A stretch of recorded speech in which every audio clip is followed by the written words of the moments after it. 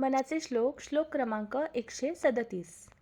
जीवा श्रेष्ठ ते स्पष्ट सांगोनी गेले, परी जीव अज्ञान तैसे चिठेले.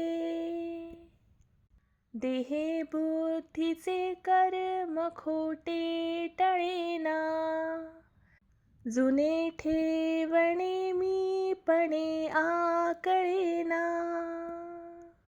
या श्लोकात समर्थ म्हणतात, जीवा श्रेष्ठ ते स्पष्ट सांगोनी गेले, परिजीव अज्ञान तैसेची ठेले. याचा अर्थ श्रेष्ठ संतांनी आणि ज्ञानी पुरुषांनी जीवनाचे अंतिम सत्य स्पष्टपणे सांगून ठेवले आहे. आत्मज्ञान, अद्वैत, परमात्म्याचे स्वरूप हे सर्व त्यांनी उघडपणे समजावले आहे.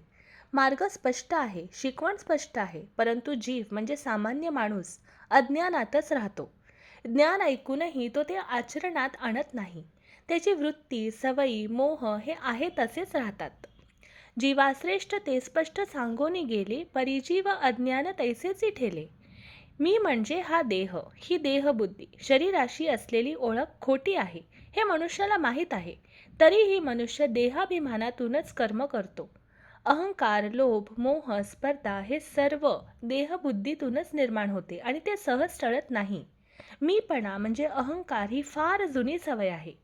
हा अहंकार इतका खोलवर रुजलेला आहे की तो सहज ओळखताही येत नाही. मनुष्य स्वतःच्या मीपणाला धरून बसतो आणि त्यामुळेच खरे आत्मस्वरूप त्याला कळत नाही.